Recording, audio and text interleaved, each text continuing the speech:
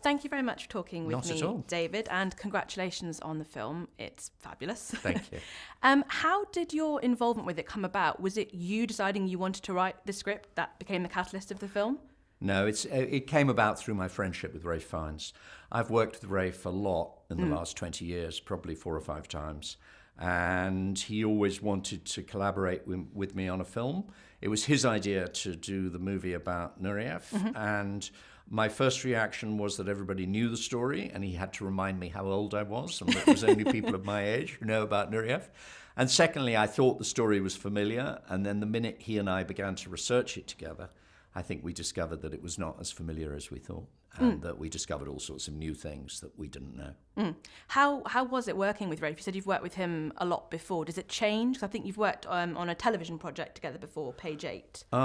Yes, I've directed him I've directed him twice in Page 8 and Insulting the Battlefield. I've worked with him in the theatre. I've never worked with him as a director before, so that was an adventure. But he's an open collaborator. The great thing about him, and the reason he makes a film about Nureyev, is that Nureyev was interested in everything. Nureyev really wanted to learn. And, I'm not making the comparison with Rafe, but he came from a very deprived background, Nureyev. He had to teach himself everything. He was interested in all the arts. He wanted to find out not just about dance, but he wanted to find out about the visual arts, about music, about theatre.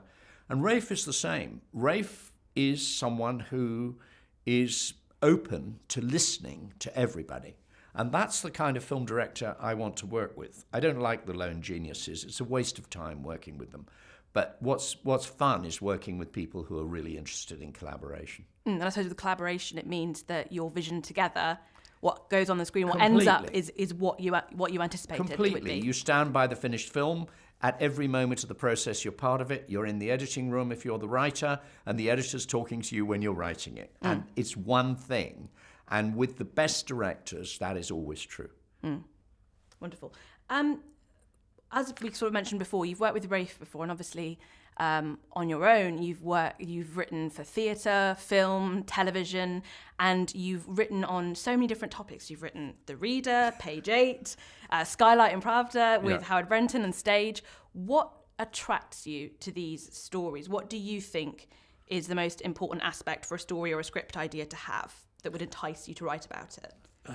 I like expanding the subject matter that's available. In other words, I've written on some very, very arcane subjects that nobody knows anything about, like I've written about the Chinese Revolution, I've written about aid to the Third World. I like taking subjects that sound forbidding and people think they're not interested in. The Reader was a film about a concentration camp guard, and it was told from the point of view of the Germans rather than the point of view of the victims, the Jews. And because of that, it was totally groundbreaking material in the cinema. I don't think there'd been anything like it at all.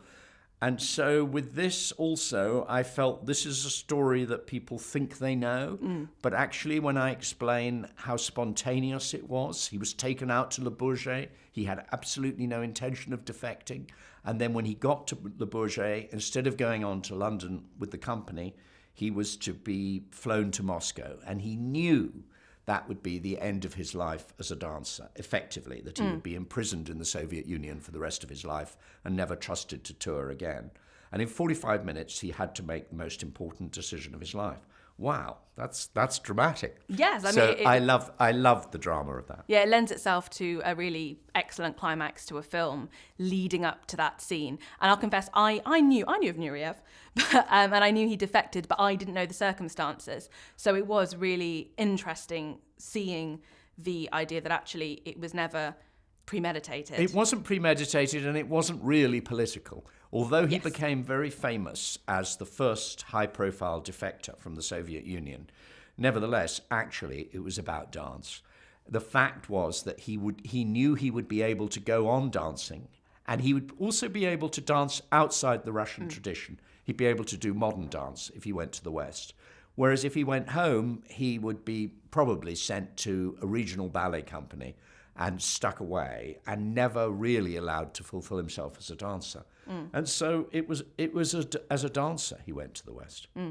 And my final question, how did you decide on the structure of the film? Because obviously in The White Crow, timelines, we jump back and forth. What made you decide to do it that way rather than just have things roll out chronologically? It just evolved that way, and Rafe was always determined. I was interested in Paris, and I wanted to write a film just about those 6 weeks. He wanted to write a film about the adolescence at Vaganova. The adolescence when he went to the ballet school. And then the childhood in Ufa seemed so important. So I just said, well, it's always much more fun to tumble them all up and let the audience sort it all out. And I just prefer those films where you don't know where they're going to those films where after 20 minutes you know exactly how it's going. And what I love in this film is that the order of stuff is unpredictable, and yet I hope it seems comfortable and right as it evolves. Thank you very much. Not at all. Thank you.